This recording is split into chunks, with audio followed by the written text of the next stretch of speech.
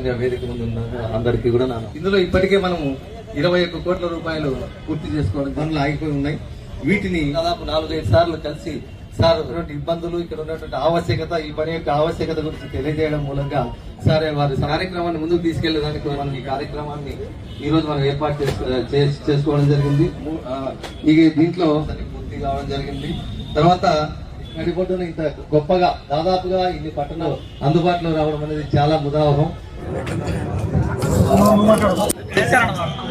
ఈరోజు 76వ జన్మదిన శుభ సందర్భంగా గౌరవ ముఖ్యమంత్రి చంద్రబాబు నాయుడు గారు 76 దాటి 76లో అడుగు పెట్టడం జరిగింది. కాబట్టి మనం ఈరోజు చాలా కార్యక్రమాలు జరుపుకున్నాము. పేదలందరికీ ఈరోజు మన అన్న క్యాంటీన్లలో దాదాపు 1000 మందికి అన్నదాన కార్యక్రమం ఏర్పాటు చేయడం జరిగింది. టిఫిన్, మధ్యాహ్నం భోజనం, రాత్రి భోజనం కూడా ఏర్పాటు చేయడం జరిగింది. ఆయన జన్మదినం సందర్భంగా మనం కేక్ కూడా కట్ చేసుకోవడం జరిగింది. కాబట్టి ఈరోజు ఒక మంచి కార్యక్రమం బాగుంటుందనే ఒక ఉద్దేశంతో ఈ మధ్యలో నిలబడిపోయిన ఈ ప్రొద్దుటూరు నడిబొడ్డున ఉండబడిన కాయగూరల మార్కెట్ను దాదాపు 51 కోటి రూపాయలకు దీన్ని గత ప్రభుత్వం వైఎస్ఆర్సీపీ ప్రభుత్వం మంజూరు చేయడం జరిగింది. ఆయన దాదాపు 4 సంవత్సరాలు పని చేసినప్పటికీ కూడా బిల్లులు ఇవ్వని కారణంగా పని నిలబెట్టేసినాడు. ఆ పని నిలబెట్టినాడు కాబట్టి మరి పొద్దుటూరు నడిబొడ్డున ఉంది, మనం కూడా ఏ ప్రభుత్వం వచ్చినా చేయాలి కదా అనే ఉద్దేశంతో గౌరవ ముఖ్యమంత్రి చంద్రబాబు నాయుడు గారిని మనం మళ్ళా కోరడం జరిగింది. ఆయన దాదాపు మళ్ళీ ఇప్పటికి 15 కోట్ల రూపాయలు గత ప్రభుత్వంలో చేసిన పనులకన్నిటికీ బిల్లులు చెల్లించడం జరిగింది. మళ్ళీ ఇంకా దాదాపు ఒక 30 కోట్ల రూపాయల పనులతో ఈ పూర్తి చేయాలనే ఒక సంకల్పంతో ఈ తెలుగుదేశం పార్టీ అధికారంలోకి వచ్చిన తర్వాత మళ్ళీ బిల్లులు ఇప్పించడం జరిగింది. మళ్ళా ఒకసారి దీనిని మనం పునఃప్రారంభోత్సవం చేస్తే ఈ ప్రభుత్వం గమనించి పూర్తి స్థాయిలో దీనికి డబ్బులు ఇచ్చేదానికి పూర్తి స్థాయిలో ఉంటుందనే ఉద్దేశంతో మమ్మల్ని అందరినీ పిలిచి ఈరోజు మళ్ళీ దీన్ని టెంకాయ కొట్టి మళ్ళీ ప్రారంభించడం జరుగుతుంది. మాతో మేము ఆయనతో మాట్లాడినప్పుడు 1 సంవత్సరంన్నర కాలంలో దీనిని పూర్తి చేస్తానని కూడా చెప్పడం జరిగింది. ఎందుకంటే గ్రౌండ్ వర్క్ అంతా అయిపోయింది, పై వర్క్ను తొందరగా చేసి 1.5 సంవత్సరము 2 నెలల కల్లా దీన్ని మీకు అందిస్తానని కూడా చెప్పడం జరిగింది. మేము కూడా కొంతవరకు ఆయనకు సహకారం మళ్ళీ వచ్చే పనులు చేసిన దాంట్లో కొంత బిల్లులు ఇప్పించే ప్రయత్నం కూడా చేయడం జరుగుతుంది. ఎందుకంటే ప్రొద్దుటూరు నడిబొడ్డున ఉండబడిన మార్కెట్ను మేము దీనిని పూర్తి స్థాయిలో పూర్తి చేసి మళ్ళీ ప్రజలకు అందుబాటులోకి తేవాలనే ఆలోచనతో మేము కూడా ప్రయత్నం చేస్తున్నాం. ఈరోజు మరి ఇన్ని అభివృద్ధి కార్యక్రమాలకు చంద్రబాబు గారు సహకరిస్తున్నారు. ఆయన చిరకాలము ఆయురారోగ్యంగా ఉండి ఇంకొక 15 సంవత్సరాలు ముఖ్యమంత్రిగా ఉండాలని పవన్ కళ్యాణ్ గారు చెప్తున్నారు. ఆ మాట నిజం కావాలని, ఆయన ఇంకా ఆయురారోగ్యంగా ఈ దేశానికి సేవ చేసేదానికోసం ఆయన ఆయురారోగ్యంగా ఉండాలని, మళ్ళా ముఖ్యమంత్రి అయ్యి రాష్ట్రం అభివృద్ధి కోసం పాటుపడాలని, ఈ రాష్ట్రం ఆయన అనుభవం కలిగిన వ్యక్తి, దాదాపు ఇప్పటికి 4 సార్లు ముఖ్యమంత్రి అయిన అనుభవం ఆయనకుంది. కాబట్టి ఏది మాట్లాడినా కూడా దాని అభివృద్ధి కార్యక్రమాల్లో ఆయన నిరంతరం మనకు సహకరిస్తున్నాడు. ఆయన సహకారం వల్ల మనం పొద్దుటూరును అభివృద్ధి చేసుకునే దానికి మనం అన్ని రకాల ఆయనను ఉపయోగించుకొని ఇక్కడ అభివృద్ధి కార్యక్రమాలకు నిధులు తీసుకొని వచ్చి అభివృద్ధి చేస్తామని చెప్తూ ప్రొద్దుటూరులో మన ముస్లిం మైనారిటీ నాయకులకు సంబంధించి షేక్ కార్పొరేషన్ చైర్మన్గా గౌరవ ముఖ్తార్ గారికి ఆయన ఇవ్వడం జరిగింది. కాబట్టి ముస్లిం ప్రజలు ఎక్కువగా ఉండరు కాబట్టి ఈ ప్రాంతంలో కానీ కడప జిల్లాలో కానీ ముస్లిం మైనారిటీకి ఏదో ఒకటి ఇవ్వాలనే ఒక మంచి ఉద్దేశంతో షేక్ కార్పొరేషన్ చైర్మన్ ఇవ్వడం జరిగింది. ఆయన కమిటీలో కూడా ప్రధాన కార్యదర్శిగా ఇవ్వడం జరిగింది. కాబట్టి ఇంకా కొంతమందికి ఆచారికి మన ఏదో విశ్వబ్రాహ్మణ దాంట్లో డైరెక్టర్ ఇవ్వడం జరిగింది. వాల్మీకి దాంట్లో నల్లబోతల నాగరాజుకి ఇవ్వడం జరిగింది. మా ఉప్పర సంఘమాలకు కూడా ఇవ్వడం జరిగింది. అన్ని కార్పొరేషన్లు పొద్దుటూరుకి స్థానం కల్పించడం జరుగుతుంది. కాబట్టి పొద్దుటూరు ప్రజలు తెలుగుదేశం పార్టీలోనే అభివృద్ధి జరుగుతుందనే ఒక మంచి నమ్మకంతో మొన్న 2024లో ఓట్లేసి గెలిపించడం జరిగింది. రాబోయే ఎన్నికల్లో ఏ ఎన్నికలైనా కానీ ఇక్కడ తెలుగుదేశం పార్టీని గెలిపించేదానికి ప్రజలు సంసిద్ధులై ఉండాలి. కాబట్టి అభివృద్ధి కార్యక్రమాలు నిరంతరం చేస్తా ముందుకు పోతా ఉంటాము. మీరు ఇచ్చిన ఈ యొక్క అధికారాన్ని కేవలం మీకోసమే ఉపయోగించుకుంటాం కానీ మా సొంత ప్రయోజనాల కోసం ఏ ఒక్క సెకండ్ కూడా మేము మా సొంత ప్రయోజనాల కోసం వాడుకోం. ప్రజలు ఇచ్చిన అధికారాన్ని ప్రజలకే నిరంతరం వాళ్ళకే సర్వీస్ చేస్తాం తప్పక మేమేదో దీంట్లో ఉండమని మా స్వప్రయోజనాల కోసం ఒక్క రోజు కూడా దీనిని వాడుకునే ప్రసక్తి లేకుండా నిరంతరం ప్రజాభివృద్ధి కోసమే మా సమస్యను మా కాలాన్ని వెచ్చించి అభివృద్ధి చేస్తామని మీకు అందరికీ తెలియజేస్తున్నాం. మన రాష్ట్ర ముఖ్యమంత్రి జాతీయ అధ్యక్షులు నారా చంద్రబాబు నాయుడు గారి 76వ జన్మదినం పురస్కరించుకొని ఈరోజు ప్రొద్దుటూరు ఎమ్మెల్యే నంద్యాల వరదారెడ్డి గారి ఆధ్వర్యంలో పేదలకు అల్పాహారము, మధ్యాహ్న భోజనము, ప్రొద్దుటూరులో వ్యాపారస్తులకు, ప్రొద్దుటూరు ప్రజలకు అభివృద్ధి కార్యక్రమాలు, చంద్రబాబు నాయుడు గారు ముఖ్యమంత్రిగా ఉండాలా, ఆయన ఆరోగ్యం బాగుండాలా, ఆయన మళ్ళీ ముఖ్యమంత్రి కావాలా అని ఎమ్మెల్యే గారి ఆధ్వర్యంలో దీవించడము, కేక్ కట్ చేయడము జరిగింది.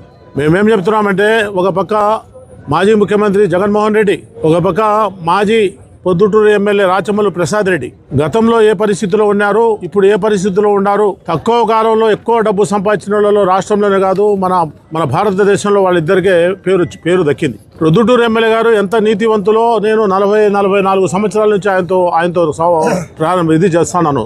ఎందుకు చెప్తున్నానంటే, పొద్దుటూరుకు రింగ్ రోడ్డు వచ్చినప్పుడు ఆయన కుటుంబ సభ్యులు కానీ, వాళ్ళ తమ్ముళ్లకు కానీ, వాళ్ళ కార్యకర్తలకు కానీ ఒక మాట కూడా చెప్పకుండా ఎవరైనా ఏం చేస్తారంటే, ఈ రాచమల్లు ప్రసాద్ రెడ్డి వాళ్ళు, ఈ జగన్మోహన్ రెడ్డి వాళ్ళు ఉంటే మొత్తం భూమి అంతా కొనేసి వాళ్ళు ఆడైతే భూమి కొనారో ఆడ రోడ్డు పోనిస్తారు. మా పొద్దుటూరు ఎమ్మెల్యే గారు ఒక సెంటు భూమి కార్యకర్తలు కానీ, వాళ్ళ సొంత కుటుంబ సభ్యులు కానీ, ఆయన కానీ, వాళ్ళ కొడుకు కానీ ఒక సెంటు భూమి రింగ్ రోడ్డు లేదు. అదే మనకు ఎంత నీతిపరుడు అనేది మనకు ఒక ఆదర్శము, నిదర్శనం. అదే కాకుండా పొద్దుటూరులో నేను కూడా మున్సిపల్ చైర్మన్ గా 3 సంవత్సరాలు పనిచేసినాను. ఆయన ఎమ్మెల్యేగా ఉన్నారు. 70-80 కోట్ల రూపాయలు డబ్బులు సంపదను సృష్టించి మున్సిపాలిటీలో నిల్వ ఉంచితే, మన ప్రభుత్వం పోతానే వాళ్ళ ప్రభుత్వం వచ్చిన తర్వాత ఆ 70 కోట్లు కాకుండా ఇంకా 100 కోట్ల రూపాయలు అప్పు చేసి బ్యాంకుల్లో ఖర్చు పెట్టడం జరిగింది. ఏం చేసినారు? ఒక కొత్త రోడ్ ఏమైనా ఇచ్చినారా? ఒక కొత్త అభివృద్ధి ఏమైనా చేసినారా? ఒక రోడ్ ఏమైనా వైడనింగ్ చేసినారా? ఆయన ఎక్కడైతే స్థలాలు కొంటాడో అక్కడ రోడ్లు వేసుకుంటాడో అక్కడ రోడ్డు వైడనింగ్ చేసుకుంటారు. అది కూడా ఇప్పుడు ఎరుగుండ్ల బైపాస్ రోడ్ ఉంది, గౌనికాడ నుంచి వాసవి సర్కిల్ వరకు 10 కోట్ల రూపాయలు ఖర్చు పెట్టినాడు. సెంటర్ లైటింగ్ అన్నాడు, రోడ్డు వైడనింగ్ అన్నాడు. ఆ పక్క వాళ్ళన్న కిరణ్ కుమార్ రెడ్డి ఎక్కడ స్థలం కొని గోల్డ్ ప్లాజా కట్టినాడు. అది వేరే వాళ్ళు వేసేసి పక్కకు తొలగిపోయాడు. అట్లా అనేక విధాలైన అవినీతి కార్యక్రమాలతో ఎక్కువ డబ్బు సంపాదించిన ఎమ్మెల్యేలో పొద్దుటూరు రాచమల్లు ప్రసాద్ రెడ్డి గారి పేరుంది. భారతదేశంలోనే జగన్మోహన్ రెడ్డి గారు లక్షల కోట్ల రూపాయలు సంపాదించినారనే పేరు ఆయనకు ఉంది. 16 నెలలు జైలు జీవితం గడిపించి నేను జైలుకు పోయినాను కదా, చంద్రబాబు నాయుడు కూడా జైలుకు పోవాలని అవినీతి ఆరోపణలు చేసి 54 రోజులు జైల్లో పెట్టిన ఘనత జగన్మోహన్ రెడ్డిది. అవినీతి ఆరోపణలన్నీ అసత్యమని, అవాస్తవాలని చెప్పి కేసులని కొట్టేసి క్లీన్ చీట్ ఇవ్వటం కూడా జరిగింది. సొంత చిన్నాయనను చంపేసినాడు. ముద్దాలు ఇంతవరకు తేల్చలే. 5 సంవత్సరాలు ముఖ్యమంత్రిగా ఉన్నాడు. ఒక పక్క చెల్లి రోడ్ల మీద పడి మా అన్న అన్యాయం చేసినాడని చెప్తా ఉంది. ఒక పక్క తల్లి అన్యాయం చేసినాడని చెప్తా ఉంది. ఒక పక్క చిన్నాయన కూతురు సునీతమ్మ గారు ఓట్ల మెట్టి తిరుగుతాను, మా నాయనను చంపిన కేసులో ముద్దాయిలను తేల్చండి, ముద్దాయిలను శిక్షించండి, ఇంతటి అన్యాయం ఎక్కడా లేదు అని చెప్పడం జరుగుతూ ఉంది. ఇంతటి ఘోరాలు నేరాలు చేసి ముఖ్యమంత్రి పదవి 5 ఏళ్ళు అనుభవించి మళ్ళీ ఈరోజు నువ్వు ప్రజల్లోకి వచ్చి నేను పాదయాత్ర చేస్తాను, ప్రత్యేక హోదా తెస్తానన్నావు, పూర్తి మద్యపాన నిషేధం చేస్తానన్నావు. గతంలో నువ్వు పాదయాత్ర చేసినప్పుడు చేసిన వాగ్దానాలు ఏదైనా నెరవేర్చినావా అని చెప్పి సందర్భంగా మేము అడుగుతా ఉన్నాము. ఏదైనా ఒకటి నెరవేర్చినావా?